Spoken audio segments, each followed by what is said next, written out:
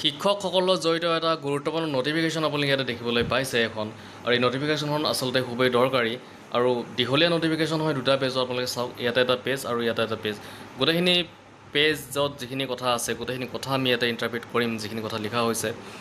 চাওক, এইখন নটিফিকেশ্যন হৈছে office of the mission director সমগ্ৰ শিক্ষা অসমৰ ফালৰ পৰা আহিছে, আৰু এইখন পঠিয়াই দিছে এক্সিকিউটিভ ডিৰেক্টৰ সমগ্ৰ শিক্ষা অসমৰ ফালৰ পৰা, আৰু দিছে the district mission coordinator Barpeta, Cachar, Dhubri, Dima Hasao, Goalpara, Nagaon, Nalbari আৰু ৱেষ্ট কাৰ্বি আংলং পঠিয়াই দিছে। ৰিগাৰ্ডিং কি আছে আমি গোটেইখিনি কথা চাম। ইয়াতে ভালেখিনি কথা লিখিছে, খুবেই গুৰুত্বপূৰ্ণ হয় এইখন নটিফিকেশ্যন। ইয়াতে বিষয়টো লিখিছে, নম্বৰ 1ত দিছে UDDYAM নামৰ নতুন উদ্যোগৰ ৰূপায়ণ, শিক্ষাৰ্থীৰ উপস্থিতিৰ বৃদ্ধি আৰু বিদ্যালয় ত্যাগ ৰোধ প্ৰাথমিক স্তৰ। নম্বৰ 2, প্ৰাথমিক স্তৰৰ শিক্ষাৰ্থীসকলৰ মাজত হুইচেল বিতৰণ।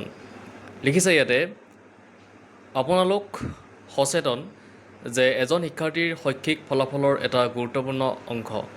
শিক্ষাৰ্থীৰ উপস্থিতি গুৰুত্বপূৰ্ণ কাৰণ ই শিক্ষাৰ্থীসকলক শিকিবলৈ আৰু বিকাশ পাবলৈ সহায় কৰে আৰু ই শৈক্ষিক সফলতাৰ পূৰ্বাভাস দিব পাৰে। নিয়মিতভাৱে বিদ্যালয়লৈ অহা শিক্ষাৰ্থীসকলক শৈক্ষিক, সামাজিক আৰু মানসিকভাৱে অধিক সফল হোৱাৰ সম্ভাৱনা থাকে। যিসকল শিক্ষাৰ্থী নিয়মিতভাৱে পাঠশালাত উপস্থিত থাকে আৰু পাঠ্য সামগ্ৰী অধ্যয়ন কৰে, তেওঁলোকে উচ্চ নম্বৰ লাভ কৰে। তেওঁলোকে ধাৰণাসমূহৰ গভীৰ বুজ ল'বলৈ সক্ষম হয় আৰু পৰীক্ষাতো ভাল ফলাফল প্ৰদৰ্শন কৰে। সেয়েহে ভাল উপস্থিতিৰ ৰেকৰ্ড ৰখা অত্যন্ত প্ৰয়োজনীয়। দুৰ্বল উপস্থিতিয়ে শিক্ষাৰ্থীৰ শৈক্ষিক প্ৰদৰ্শনত গুৰুত্বপূৰ্ণ প্ৰভাৱ পেলাব পাৰে, কাৰণ দুৰ্বল উপস্থিতিয়ে শিক্ষাৰ্থীসকলৰ শৈক্ষিক প্ৰদৰ্শনত গুৰুত্বপূৰ্ণ প্ৰভাৱ পেলাব পাৰে কাৰণ পাঠ মিছ হোৱাৰ বাবে জ্ঞানত কিছু অসুবিধা সৃষ্টি হ'ব পাৰে, যাৰ ফলত তেওঁলোকে শ্ৰেণীকক্ষৰ সৈতে তাল মিলাব নোৱাৰে, নম্বৰ হ্ৰাস পায় আৰু অধ্যয়নত পিছ পৰি যায়, যাৰ ফলত তেওঁলোকৰ সামগ্ৰিক শিক্ষাগত সফলতা ক্ষতিগ্ৰস্ত হয়। ইয়াৰ উপৰিও কম উপস্থিতিয়ে সহপাঠী আৰু শিক্ষকসকলৰ সৈতে সম্পৰ্ক গঢ়ি তোলাৰ সুযোগ সীমিত কৰে, যাৰ ফলত সামাজিক একাকিত্ব আৰু বিচ্ছিন্নতাৰ অনুভৱ জন্ম হ'ব পাৰে। ভাৰতত বিদ্যালয় ত্যাগৰ সমস্যা এতিয়াও দেশৰ শিক্ষা ব্যৱস্থাৰ এক গুৰুত্বপূৰ্ণ প্ৰত্যাহ্বান হৈ আছে। শিক্ষা লাভৰ সুবিধা বৃদ্ধি কৰাৰ চেষ্টা কৰা স্বত্বেও বহু শিশুৱে তেওঁলোকৰ অধ্যয়ন সম্পূৰ্ণ কৰাৰ আগতেই বিদ্যালয় ত্যাগ কৰে। এই সমস্যাই ব্যক্তিগত ভৱিষ্যতত প্ৰভাৱ পেলায় আৰু দেশৰ সামগ্ৰিক উন্নয়নতো বাধা দিয়ে। কিশোৰ-কিশোৰীসকলৰ বাবে বিদ্যালয় ত্যাগে সীমিত চাকৰিৰ সুযোগ, কম শিক্ষণ সম্ভাৱনা আৰু দাৰিদ্ৰ্য আৰু অপৰাধৰ হাৰ বৃদ্ধি কৰে। অসমতো বিদ্যালয় ত্যাগ আৰু কম উপস্থিতিৰ সমস্যা ৰাজ্যৰ শিক্ষা ব্যৱস্থাত এটা গুৰুত্বপূৰ্ণ প্ৰত্যাহ্বান হৈ আছে।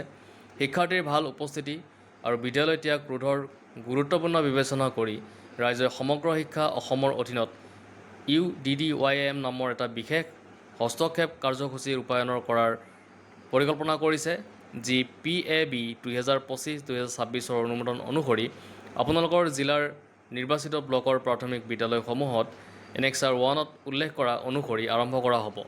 এই কাৰ্যসূচীৰ অংশ হিচাপে নিৰ্বাচিত ব্লকৰ বিদ্যালয়সমূহৰ প্ৰাথমিক স্তৰ শিক্ষাৰ্থীসকলৰ হুইচেল প্ৰদান কৰা হ'ব। এই কাৰ্যসূচীটো প্ৰয়াস চিটি বাজাও স্কুল বুলাও চিটি বাজাও বিদ্যালয়লৈ শিক্ষাৰ্থী আহ্বান কৰা নামৰ হস্তক্ষেপৰ আধাৰত কাৰ্যকৰী কৰা হৈছে, যি ঝাৰখণ্ডৰ বিদ্যালয়ৰ শিক্ষা আৰু সাক্ষৰতাৰ বিভাগে আৰম্ভ কৰিছিল। ইয়াৰ উদ্দেশ্য হৈছে 1 মাহৰ অধিক সময় ধৰি পাঠ বাদ দিয়া শিক্ষাৰ্থীসকলক পুনৰ বিদ্যালয়লৈ ঘূৰাই আনিবলৈ। সেইবাবে অনুৰোধ কৰা হৈছে আপোনাক যে Annexure 1ত উল্লেখ কৰা ধৰণে এই হস্তক্ষেপৰ কাৰ্যকৰী কৰাত নিশ্চিত কৰক আৰু শিক্ষাৰ্থীসকলৰ মাজত চিটি অৰ্থাৎ হুইচেল বিতৰণ নিশ্চিত কৰক। এইটো আপোনাৰ জ্ঞাতাৰ্থে আৰু প্ৰয়োজনীয় ব্যৱস্থা লোৱাৰ বাবে জনোৱা হৈছে। তো দেখিলে আপোনালোকে এখন গুৰুত্বপূৰ্ণ নটিফিকেশ্যন আছিলে।